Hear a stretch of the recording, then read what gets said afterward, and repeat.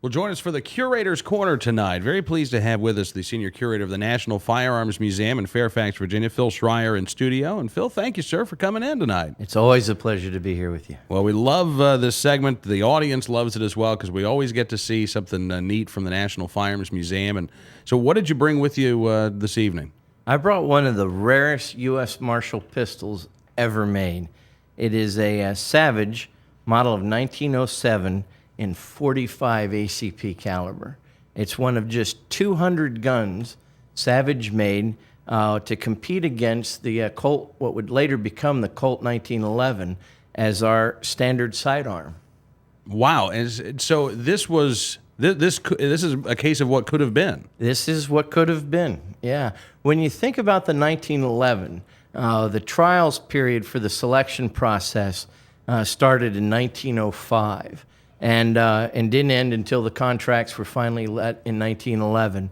The 1911 pistol, designed by John Browning, was based on elements of designs that he had patented as early as 1899. And when that gun became our standard sidearm in 1911, it remained so until 1987, when it was replaced by the Beretta M9 9mm pistol. Now, when Browning designed that gun, the Wright brothers were still making bicycles in Dayton, Ohio. They hadn't ever flown yet. By the time it was replaced, it remained state-of-the-art with minor changes in its whole history of 75 years or so.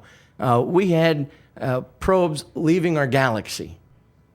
So it shows you what flight, the space age, all that occurred in the same time period that this one gun remained state-of-the-art. And had this Savage been adopted, it may have well had the same type of tenure. That is incredible to think about, the longevity that that pistol has, even to this day, the longevity that it has.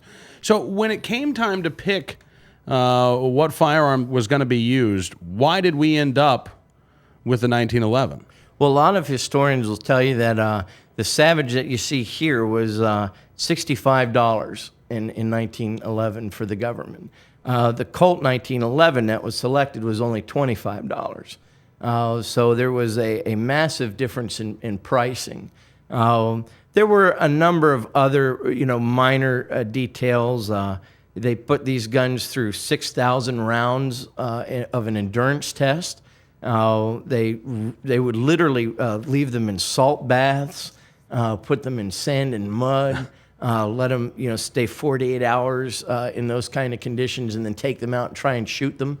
And for the most part, the Savage as well as the 1911 performed admirably. It's amazing that now this gun didn't go through that kind of testing, did it? This is one of the original 200. Really? Yeah. It's in really good shape for having been in sand and mud and in the conditions that it was in. It is, and it's a neat story behind it because, like I said, the government was charged $65 a piece. And when Savage put 200 of them up for testing and evaluation, the government got a bill for them. And they were owned by the government, and for them to do with what they wanted. And when the trials were over, the government sold 185 of them back to Savage for $6.50 a piece. Phil, I got a question for you, because a lot of people say, where do you get the guns? Where do you get the firearms that you have at the museum? Where did you get this? Well, as like the majority of our guns, 99% of them have all been donated to us. Starting back as early as 1874, the very first gun in our collection was a trophy rifle that a member of the NRA International Shooting Team won overseas.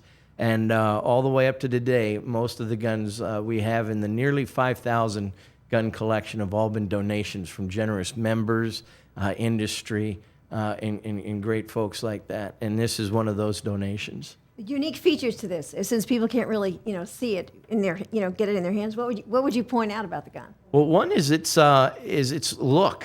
It doesn't look at all like a 1911. Now, today there are literally dozens, if not hundreds, of 1911 clones out there.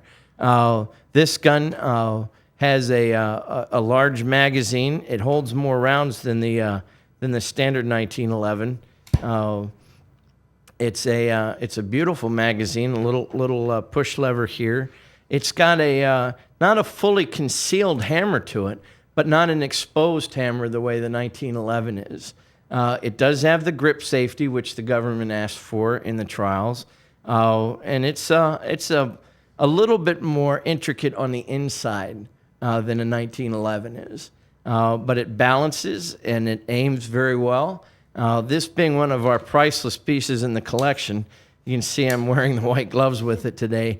I haven't had a chance to shoot one. So we're hoping that maybe one day we get one that we can actually take down on the range and evaluate how it actually shot. When did this firearm arrive at the museum, and what kind of restoration work went into making it available for display? This one's a fairly recent donation.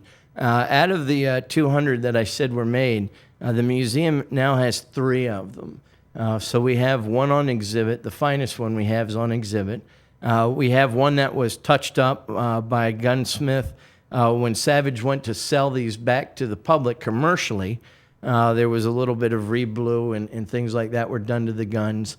And it has a little bit of what we call jeweler's marks or machining marks on the trigger and the barrel. This one is still in the original shape and condition as it went through the test and evaluation process. Unbelievable when you look at, what it's been through and the shape it's in.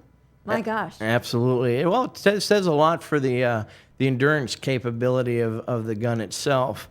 And one of the great aspects of this whole trials period, a lot of times when a country wants to adopt a new gun, they'll basically set out a request for proposals, and you send them the gun you want, them to hopefully buy.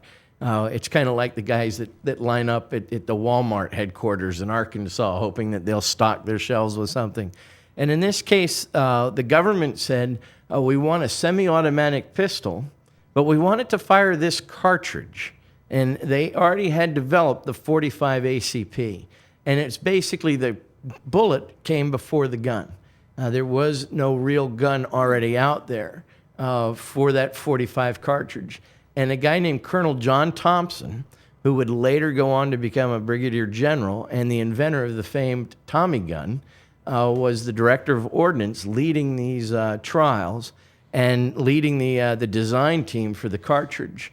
And he worked with a guy that had been in the Civil War back in 1865. Wow. And they went and found out that the .38 caliber cartridge that the Army had adopted in the 1890s and was using in the Philippines to fight a very Vietnam-style war that just went on and on in the Philippines.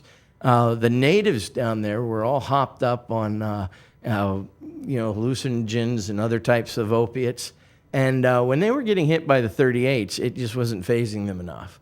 They might later bleed out, but they still were coming at the guys and able to kill them. So they decided they needed a cartridge that had what they called stopping power. And the .45 ACP delivered that. It was like getting hit with a freight train. And they wanted a gun that would fire that and fire it fast. All right, so this particular Savage is also on the cover of this book that you have in front of you, Savage Pistols, and this is a relatively new book, right? This is a brand new book. We literally got a copy out of the first batch that arrived from the printer.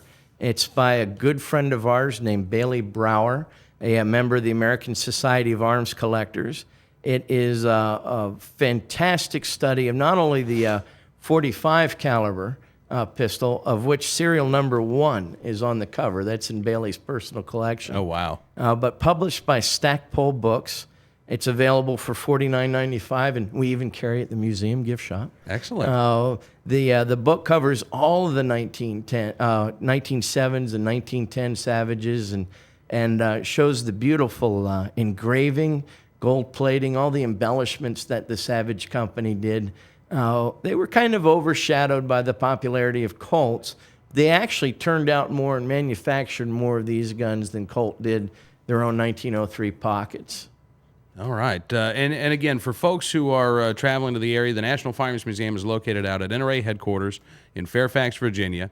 What are the hours of operation there? 10 to 4, 7 days a week. We're closed on major holidays, but only a handful.